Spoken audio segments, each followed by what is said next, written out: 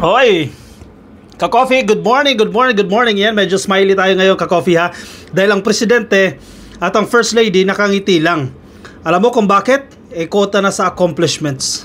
Napakarami na pong accomplishments ng administrasyon na ito, except sa mga DDS na hindi matanggap at sasabihin nila walang accomplishment. 20 pesos na bigas.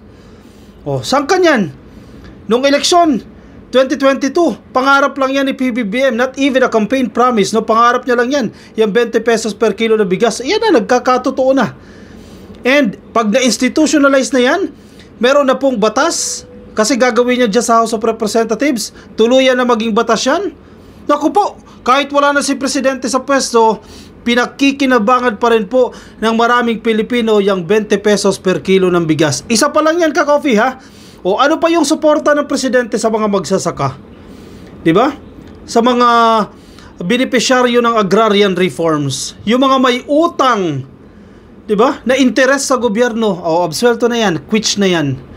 Yung pagbibigay ng presidente ng mga makinarya, mga binhi, at napakarami pang iba sa mga magsasaka. Yung mga programa sa irigasyon, napakarami. Sunod-sunod na yan, ka-coffee, para lang matiyak na maganda ang kinabukasan ng mga farmers.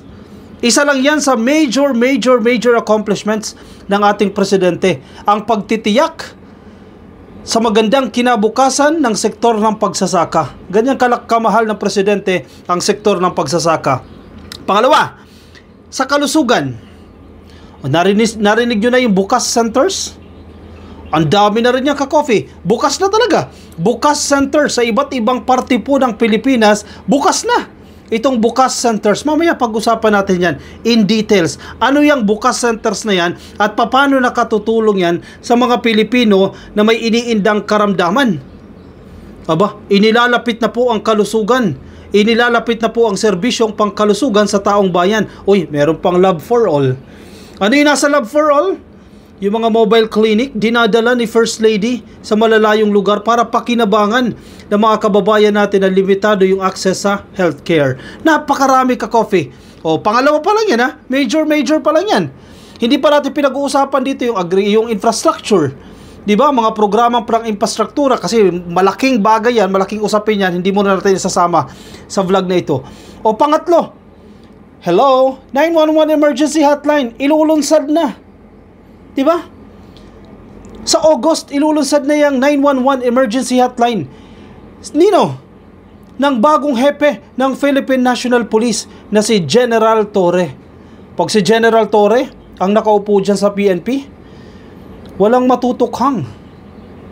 Nakipag-usap po kahapon, nakita nyo yung post ko, nakipag-usap si General Torre sa Commission on Human Rights para matiyak mismo na yung pag-aresto ng mga pulis ay alinsunod sa human rights standard at hindi aabusuhin ng arresting officers ang kanilang mga aarestuhin. Saan ka nakakita niyan? Hepe ng Philippine National Police, kinukonsidera yung karapatang pantao ng mga suspect dahil suspect pa lang naman yung mga inaaresto nila. Oh, nung panahon ni Digong nanlaban O, lahat yan nanlaban O, saan ka nakakita? O, mapayapang pamayanan sa ilalim po ng leadership ni General Torre. Police visibility. Tingnan ninyo. May mga pagbabago sa lugar ninyo. Ako, nakita ko mismo sa lugar namin at sa dinadaanan kong lugar. Yung police visibility. Napakaraming police. Per outpost, nagtayo sila ng mga makeshift dyan. Outpost, may 2-3 police, may mobile, tapos may mga motor sila para mabilis ang pagresponde sa mga sakuna. Alinsunod dyan sa 911 na ilulunsad din sa August. Sinasabi ni General Torre yan sa August. Mabilis na, centralized na. Oh, see? Kaya mababa ang crime rate Yung simpleng police visibility na inuutos ng PBBM, sinusunod ng PNP. Saan ka pa? Yan ang may ginagawa. At nagagawa pang kumanta. Oy, Wonderful Tonight. Narinig nyo na yun, yung kanta ng ating presidente. Yung Wonderful Tonight. Nagtatrabaho, work hard now, at may time pa para mag-relax, mag-chillax. Tao lang din po ang presidente. Itong mga ganitong activities, medyo kanta-kantahan, parte po yan para ma-distress ng ating presidente sa dami ng kanyang ginagawa. Okay, mga bitter dyan, sasabihin ninyo walang ginagawa ng administrasyon, walang accomplishment si PBBM. Naku po, hindi tayo matatapos kung iisa-isahin natin. Hinahati-hati na nga natin ito Kaya actually, yan yung ginagawa namin sa Salamat PBBM Podcast. Kung nakikinig po kayo ng Salamat PBBM Podcast, every Wednesday, no? Sa Facebook yan, Salamat PBBM, yan po yung aming page, no? Salamat PBBM. Kasama natin si Palerista TV at si Yayam Dizon. Pinag-uusapan natin dito yung napakaraming accomplishments ng gobyerno ni PBBM. Tama yung sinasabi dyan ni Sir Yayam at ni Paler Bawas-bawasan natin yung ating pangbibira, di ba? Sa ibang mga politiko. I-promote natin higit lalo itong mga ginagawa ng gobyerno, itong administrasyon na ito para good vibes. At napakarami, hindi ka mauubusan ng ipopromote sa administrasyon na ito ni PBBM dahil masipag ang presidente. Saan ka pa? O sige, ito yung sinasabi ko sa inyo, itong bukas centers Maganda pag-usapan ito Narinig nyo na ba yung bukas centers? Kasi isa ito sa programa ni PBBM na napakaganda ng purpose nitong bukas centers na to. Pero marami po sa ating kababayan, hindi sila familiar. Diba? Yung iba nagtatanong, ano yung bukas centers na yan? Saan natin makikita yan? Ano yung serbisyo na naibibigay ng bukas centers na yan? Hindi ako familiar dyan. So ito yung purpose natin. Papasok tayo sa mga ganitong eksena para ipaliwanag kung ano itong bukas centers, ano itong mga programa ng gobyerno, at papaano ito pakikinabangan ng ating mga kababayan. Sige, basahin natin. Dito tayo sa Philippine News Agency. Ayan headline 51 bukas centers. Yan yung pangalan bukas. B-U-C-A-S. Bukas centers. Abbreviation po yan. 51 bukas centers in 33 provinces ready to provide urgent healthcare.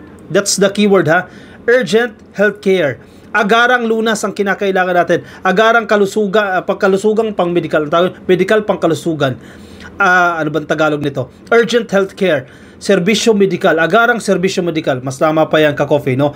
Nasa 33 provinces na po yan. Hindi pa man po lahat ng parte ng Pilipinas o hindi pa man lahat ng probinsya ay may bukas centers. Kahit pa paano, slowly, padami na itong bukas centers na ito. The public may now avail of immediate healthcare services in 51 bagong urgent care and ambulatory services or bukas. Yan pala ibig sabihin ng bukas, no? Bagong urgent care and ambulatory services. Medyo mahaba lang yan. Yan paikliin na natin. Bukas centers na nag-ooperate na po sa 33 provinces sa iba't ibang parte po ng Pilipinas. Yan po ang sinasabi ng Malacanang. O saan-saan po makikita itong bukas centers na to? 26 ay nasa Luzon. 8 are nasa 8 o 8. Nagiging taglish tayo dito no? Nagiging konyo 8 po ang nasa Visayas at 17 po ang nasa Mindanao. Biruin mo, mas marami pa sa Mindanao kaysa sa Visayas. Ganyan kamahal ng presidente ang Mindanao. Kahit yung iba dyan galit na galit at inaangkin ang Mindanao daw ay mga kakampi nila.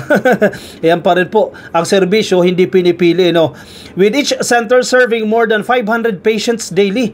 Presidential Communications Office Undersecretary and Palace Press Officer Claire Castro said in a briefing ng nakaraan po. Imagine mo isang center, 500 pong pasyente ang napagsisilbihan nitong bukas centers na yan. Para saan itong bukas centers? Siyempre may government hospitals tayo. Ang laki na ng improvement, in fairness sa government hospitals dahil na-experience ko yan mismo, mga kamag-anak ko sa government hospitals.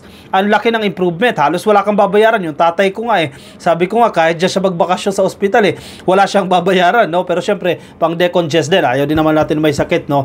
Pero kidding aside, ang laki na po ng improvement ng mga government hospitals. Una, mababa yung babayaran mo, malaki. Minsan nga zero na yung babayaran mo at hindi na ganoon na nagsisiksikan kayo at naghihintay kayo na makakuha ng kwarto. Syempre ng COVID, ibang case naman yan, sobrang dami ka coffee, kinakailangan mo talaga maghintay, pipila ka ng mahabang panahon para makakuha ka ng kwarto. Pero ngayon po, ang laki na po ng improvement. At marami na pong mga packages ang PhilHealth na itinaas pa. Yan, maganda rin pag-usapan natin yan Maraming packages itong PhilHealth Later on, pag-usapan natin yan. Kaya ramdam mo na talaga pag nagkasakit ka, meron ka ng tatakbuhan itong government hospitals. Pero syempre, may limitasyon pa rin yan. 'Di ba? Kaya ito ang gagawin ng bukas centers. Kumbaga ito ay augmentation lamang.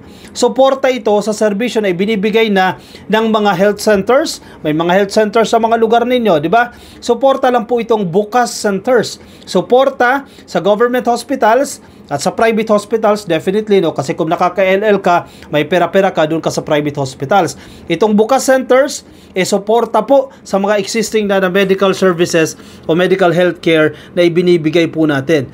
O marami din po na pagsisilbihan, ha? Biruin mo, ha? 500 katao sa isang araw, ha? Isang bukas center. Yan po ang siservisyoan nila. The Department of Health or DOH initially targeted to establish at least 28 bukas centers. So 28 nga lang eh. O naging 33 na. Naging 51 na sa 33 provinces. In fairness, congratulations sa DOH, ha. 28 lang po ang initial target nila nationwide to serve about 28 million Filipinos in need of accessible and quality healthcare services. Makabago po ang mga gamit. Naku po, daming iiyak dito mga dilis eh. Makabago po ang mga gamit at mabilis ang serbisyo ng mga DOH bukas centers na ito na siyang puntahan ng ating mga kababayan sa mga probinsya para sa mabilisan at agarang serbisyo medikal o ambulatory care. Uy! DDS, accomplishment to, ah. Ganda nito, ah. She said most of the services at the facilities are free. Hindi lahat libre, ha, pero karamihan po sa mga serbisyo na ibinibigay ng bukas centers ay libre, except for the specialized medical procedures that only have a very minimal fee. Yun naman pala, at least paglilinaw, ha. Most of the services are free, pero may mga specialized treatment yan, minimal fee lang. Very minimal, na doble na, very minimal fee. Maliit lang po ang babayaran ninyo. Syempre kung ikukumpara mo yan sa ibang mga pampribadong ospital. Who knows, di ba? Malay mo, ito mga specialized treatment na ito, eventually, maging libre na rin. Hoping, ka-coffee, di ba? She said bukas centers have served about 800,000 Filipinos, kasama po dito yung mga beneficiaries ng 4Ps. Yan, sino mga beneficiaries ng 4Ps dyan? Pantawid Pamilyang Pilipino Program. Ito, para sa inyo po ito. Pakikinabangan nyo po ito mga bukas centers. Simula po nang ma-establish ito, nakaraang taon po ito, March 2024. Pero tulad ng sinasabi ko sa inyo kanina, medyo hindi na pag-uusapan itong bukas centers, no? Medyo kakaunti lang po yung mga publicity, yung balita tungkol dito sa bukas centers na yan. Siguro, yung iba sa atin na napakinabangan nyo na itong bukas centers na yan, pwede, you can testify, no? Or baka na-experience mo na ang bukas center, sige, i-comment nyo dyan sa comment section, ka-coffee. Baka naranasan nyo na po itong bukas centers para at least malaman din ng mga ka-coffee natin, no, na mayroon palang bukas centers at saang bukas centers po kayo nakinabang. Pero kung kayo po ay malapit sa mga government hospitals, mas mainam na rin pumunta kayo sa government hospitals, no. Strategic naman po yung positioning nito mga bukas centers. Definitely hindi naman nila ididikit yan sa may mga existing o malapit na government hospitals. Ano po yung mga serbisyo o mga services na ipinagkakaloob po nitong mga bukas centers? Kasama po dyan ang laboratory tests. Ayan. Syempre, pagkuha ng sugar, di ba? Blood chem, yan siguro. Mga pasok yan sa laboratory test. Tuberculosis screening and management. Ayan, kung sa tingin ninyo, medyo tinamaan po kayo ng tuberculosis, nagagamot na po yan, ha. Huwag na po kayong matakot, huwag na po kayong mahiya, nagagamot na po yan. I-accept nyo lang sa sarili nyo at i-presenta ninyo yung sarili ninyo dito sa bukas centers o sa government hospitals. Libre din po ang gamutan sa TB, no, para huwag na po tayo makahawa. At syempre, gumaling din tayo, di ba? Makahanap tayo ng trabaho ulit o makabalik tayo sa ating trabaho, lumusog yung ating pangangatawan. Kasama po yan sa bukas centers, no. Tuberculosis screening and management. Pasok din po mga pagbabakuna o vaccinations. Cancer screening, very important ito, ha. Yan yung problema ng ating mga kababayan. Magugulat na lang sila, stage 2 na, stage 3 or stage 4 na ang kanilang cancer. Hindi nagpapasuri. So pwede nyo pong gawin yan dito sa bukas centers, no. Cancer screening. Surgical operations for breast, ayos to, ha. Surgical operations for breast, tumor, and cataracts. Baka ito yung sinasabi ng mga specialized treatment with a minimal cost. Biruin mo, surgical operations para sa suso, sa tumor at sa katarata, handog ng bukas centers. Uy, Kaingitan talaga ito ng mga DDS. Consultations for high blood pressure and diabetes. Nako, bagay tayo dito. OBGYNE or OB-GYN consultation and services. Mental health, very important din ito ha. Mental health support. Nutrition support. Dental care. Animal bite treatment. Nako, para iwas rabies din. Lately, nauuso din po itong rabies, no? Animal bite treatment and access to medicine through an in-house pharmacy. Grabe, may in-house pharmacy pa. Iba pala itong bukas centers na yan ha. Biruin mo ha. Buti nakita natin itong balita na to. Importante talaga pag-usapan ito eh. Hindi natin ito alam eh.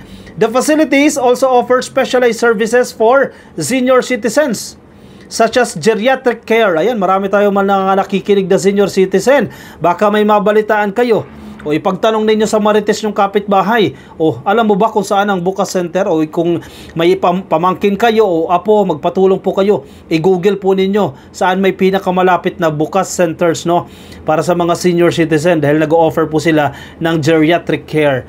ENT o yung ear, nose and throat orthopedic and surgical procedure. Ito yung mga specialized services na sinasabi natin na with very minimal fee. Maliit lang po ang inyong ibabayad.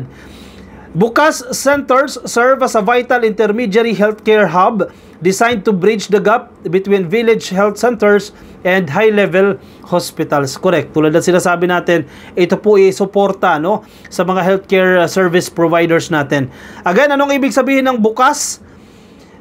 Bagong urgent care and ambulatory services or bukas centers. I-google nyo, ka-coffee, para malaman nyo kung saan makikita itong bukas centers na to at ma-avail natin itong mga services na ito na napakaganda. Diba?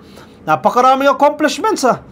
Part 1 pa lang ito ng videos natin. Marami pa tayo mga videos at pag-uusapan natin itong mga accomplishments ng administrasyon ni PBBM. Napakaraming accomplishments. Hindi ka mapapahiya. Yung mga dilis lang talaga ang mga bitter ang nagsasabi na walang ginagawa ang administrasyon na to. Oy!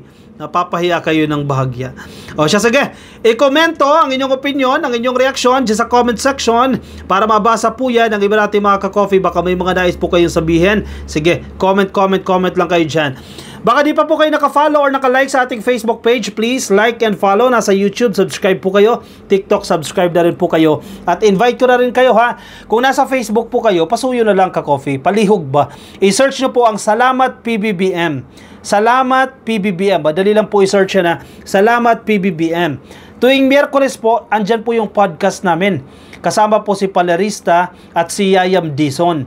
Mas pinag-uusapan natin dito yung mga major accomplishments, mga projects po ng administrasyon ni PBBM. At alam mo ba, sino yung guest natin? Bukas ha, Miyerkules. Ang guest natin, walang iba kundi si Secretary Vince Dizon ng DOTR. Oh, saan ka pa? Big time ha! Secretary Vince Dizon, yan po yung guest natin, resource person natin sa Miyerkules. Kaya make sure na tutok kayo ka-coffee ha.